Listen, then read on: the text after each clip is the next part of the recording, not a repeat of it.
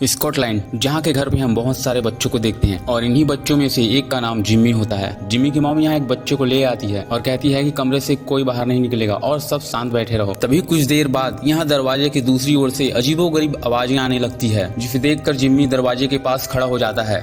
यहाँ जिम्मी के साथ साथ बाकी बच्चे भी काफी डरे हुए हैं और इतने में दरवाजा खोलकर यहाँ ज़ॉम्बी घुस जाते हैं और उन सारे बच्चों के ऊपर हमला कर देते हैं। वो ज़ॉम्बी उन्हें एक एक करके खाया जा रहा था। जिम्मी खेलने की उम्र में अपने सामने खून खराबा देख रहा था। ये देखकर वो बहुत डर गया था। डरा हुआ जिम्मी जब कमरे से बाहर निकलता है तब सामने का नजारा देखकर उसके पैरों तले से जमीन खिसक जाती है, क्योंकि एक ज़ॉम्बी उसकी माँ को काट रहा था। ये सारा नजारा जिम्मी के सामने हो रहा था, जिसे देखकर जिम्मी और भी डर जाता है। यहाँ वो सारे लोग जो ज़ॉम्बी का शिकार हो गए थे वो भी ज़ॉम्बी बन गए थे। जिम्मी जैसे तैसे घर से बाहर निकलता है, लेकिन बाहर का नजारा अंदर से ज्यादा खौफनाक था। यहाँ हजारों की संख्या में ज़ॉम्बी बने लोग घूम रहे थे। तब जिम्मी को याद आता है कि उसके डैड चर्च गए हैं और वो भागते हुए अपने डैड के पास चर्च पहुंच जाता है। यहाँ आने के बाद वो अपने डैड को सारी बात बताता है, लेकिन उसके डैड कहता है ये सारी चीजें गॉड की मेहरबानी से हो रहा है और वो भी यही चाहते हैं कि हम ज़ॉम्बी बन जाएं। जिम्मी के डैड उसे अपने गले से एक लॉकेट निकाल कर देता है। इसके बाद जिम्मी यहाँ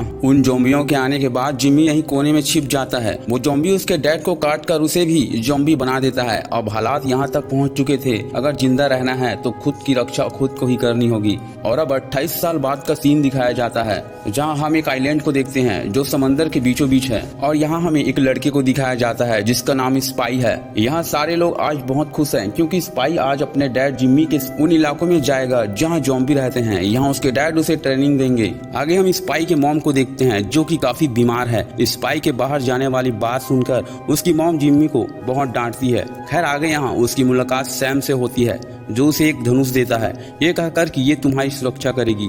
इसके बाद वो जैनी से मिलता है जो कि यहाँ की लीडर है। वो स्पाई और जिम्मी को कहती है तुम जा रहे हो, अगर वापस आए तो ठीक है और अगर नहीं आए तो हम तुम्हें खोजने भी नहीं जाएंगे। इसके बाद ये दोनों एक पतले रास्ते से होकर जंगल में आ जाते हैं। यहाँ उसकी मुलाकात एक मोटे ज़ॉम्बी से होता है जो थे तो बहुत ही खतरनाक, मगर उनकी रफ्तार बहुत धीमी थी। खैर स्पाई उस ज़ॉम्बी को हेडशॉट मारता है, फिर वो खत्म हो। ये जंगल पूरा ज़ॉम्बियों से भरा पड़ा है, इसलिए उस ज़ॉम्बी की आवाज से यहाँ एक दूसरा ज़ॉम्बी आ जाता है जिसे जिम्मी मार। अब ये दोनों ज़ॉम्बी को मारते हुए भाग रहे थे। जंगल के बीचों बीच उन्हें एक घर दिखाई पड़ता है। ये दोनों उस घर के अंदर जाकर देखते हैं, तब वो देखते हैं एक इन्फेक्टेड इंसान उल्टा लटका है।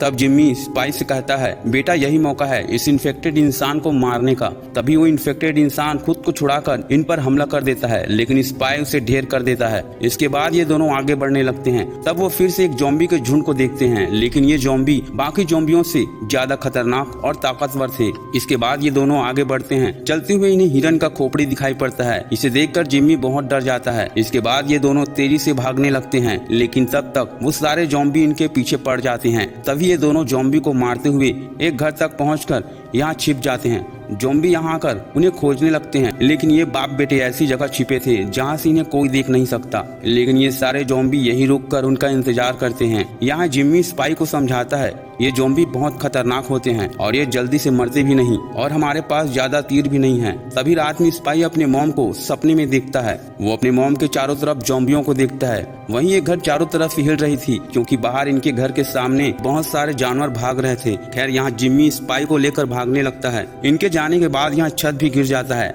लेकिन जैसे तैसे करके ये अपने घर तक पहुंच जाते हैं। इनके रास्ते पर पानी भरा था, लेकिन ये आगे बढ़ने लगते हैं। तभी यहाँ एक खतरनाक ज़ॉम्बी इनके पीछे पड़ जाता है। तभी जिम्मी को इनकी भनक लग जाती है। वो पीछे देखता है, तब वो खतरनाक ज़ॉम्बी तेजी से इनके पीछे आ रहा था। तभी भागते हुए स्पाई गिर जाता है और जिम्मी उसे उठाकर भागने लगता है और यहीं से जोर से दरवाजा खोलने को कहता है। उसकी आवाज सुनकर ये लोग उस पर एक भाला से हमला करते हैं, जिससे वो नीचे गिर जाता है। इधर ये दोनों बाप बेटे आखिर उस घर तक पहुंच जाते हैं। तभी जैनी उसे ध्यान से देखने लगती है कहीं ये इन्फेक्टेड तो नहीं है। इसके बाद जैनी दरवाजा खोल देती है। तब यहाँ रहने वाले सारे लोग स्पाई के आने से बहुत खुश हो जाते हैं और उनके आने से यहाँ खुशी मनाई जाती है। पर यहाँ स्पाई को कुछ ज्यादा चढ़ गया था, इसलिए वो एकांत में आकर उल्टी करता है। इसके बाद वो अपने डैड को देखता है जो किसी दूसरी लड़की के साथ मौज कर रहा था। ये देखकर वो बहुत गुस्सा हो जाता है और अपने मॉम के पास आ जाता है जहाँ सैम उसकी मॉम की देखभाल कर रहा था। यहाँ स्पाई सैम से उस आग के बारे में पूछता है जिसे उसने जंगल में देखा था। सैम उसे बताता है कि वो आग डॉक्टर केल्सन की जलाई हुई थी। कुछ देर बाद यहाँ उनके डैड भी आ जाता है।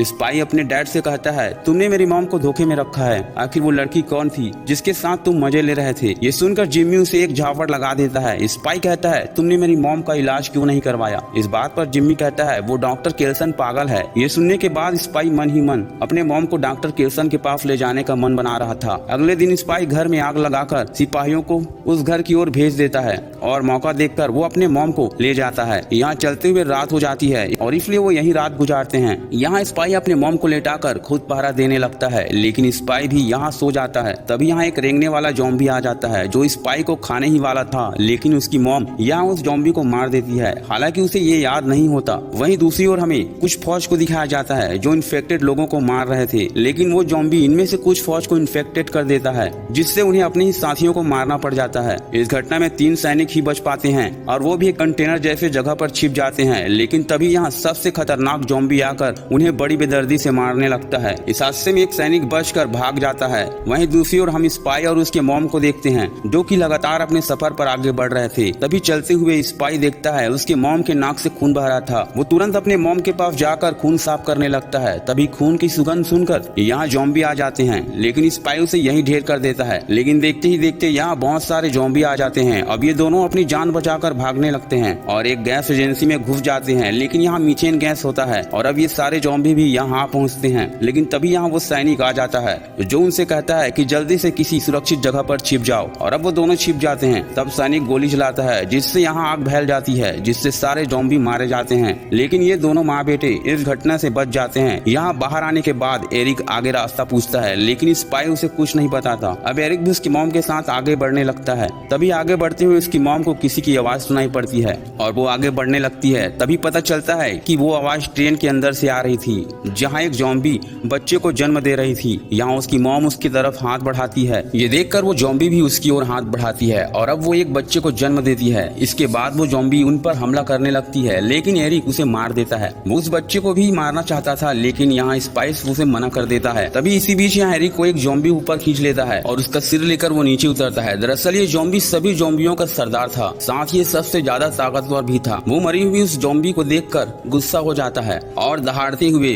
वो इनकी ओर बढ़ने लगता है। स्पाइस उसे लगातार तीर से मारे जा रहा था, लेकिन उस तीर का मानो उस पर कोई असर ही नहीं हो रहा था। यहाँ वो ज़ॉम्बी स्पाई को मारने ही वाला था कि इतने में यहाँ एक आदमी आकर उस ज़ॉम्बी को बेहोश कर देता है। दरअसल ये और कोई नहीं बल्कि डॉक्टर केल्सन था और अब वो एरिक का सिर भी पकड़ लेता है। वो बताता है कि उसने अपने पूरी बॉडी पर नमक का पेस्ट लगाया है जिससे वो इन्फेक्टेड नहीं होगा। वो कहता है मैं यहाँ पिछले 3 सालों से रह रहा हूँ। इसके बाद वो उन्हें टेम्पल के पास ले जाता है जहाँ से हड्डियों से उसने मंदिर जैसा बनाया था, जिसमें मरे हुए लोगों की हड्डियों को डालता था। देखते ही देखते उसने एरिक की हड्डी भी उसे देकर एक अच्छी जगह पर रखने को कहा। इसके बाद वो उसकी मॉम का इलाज करता है और स्पाई को बताता है कि ये कुछ समय का ही मेहमान है। ये सुनकर स्पाई को बहुत दुख लगता है, लेकिन वो कर भी क्या सकता था। केल्सन कहता है इंसान को आज नहीं तो कल मरना ही पड़ता है। के बाद वो उसकी मॉम का हड्डी लेकर उसे देता है। स्पाइस अपने मॉम की उस हड्डी को सबसे ऊपर रखता है और तभी यहाँ उस भयानक ज़ॉम्बी को होश आ जाता है और वो इनकी ओर बढ़ने लगता है। इतने में ये दोनों एक गड्ढे में उतरकर गेट बंद कर देते हैं, लेकिन वो ज़ॉम्बी भी इसे खोलने की कोशिश करता है, लेकिन खोल नहीं पाता। केल्सन को लगता है कि वो ज़ॉम्बी भाग गया है, लेकिन तब वो ज़ॉम्बी उस लकड़ी को तोड़ते हुए केल्सन को पकड़ लेता है और उसका सिर उखाड़ने ही वाला था कि इतने में स्पाइस उसके हाथ सुई घुसा देता है, जिससे वो बेहोश हो जाता है। खैर अगली सुबह स्पाई उसे अपने जगह पर ले जाता है और उसे वहीं जैनी के दरवाजे के पास छोड़कर चला जाता है ताकि इस आइलैंड के लोग उसे ले जाएं। तभी जैनी को वो बच्चा मिल जाता है। इसके साथ उन्हें एक लेटर भी मिलता है जिसमें लिखा हुआ था मैं यहाँ से बहुत दूर जा रहा हूँ। ये बच्चा इन्फेक्टेड नहीं है। इस बच्चे का नाम उसने ईसा रखा था। साथ ही केल्सन के बारे में उन्होंने लिखा था कि केल्सन कोई पागल नहीं है। ये पढ़ने के बाद उसके डैड दौड़ते हुए उस रास्ते तक पहुँच जाता है, लेकिन यहाँ पानी ज्यादा होने की वजह से वो आगे बढ़ नहीं पाता। इसके बाद हमें 28 दिन बाद का सीन दिखाया जाता है और यहाँ हम स्पाई को देखते हैं जो अभी भी उस ज़ॉम्बी का शिकार कर रहा था। यहाँ ज़ॉम्बी का शिकार करते हुए एक आदमी उसे देखता है और उसे अपने गैंग में शामिल होने को कहता है। तभी यहाँ बहुत सारे ज़ॉम्बी आ जाते हैं। तभी उसका पूरा गैंग उन ज़ॉम्बियों को मारने में लग जाता है। यहाँ नीचे आकर वो आदमी स्पाई को अपने गैंग में शामिल होने को कहता है। वो आदमी स्पाई को अपने गैंग में शामिल कर लेता है। दरअसल ये लड़का वही है जिसे मूवी की शुरुआत में हमने देखा था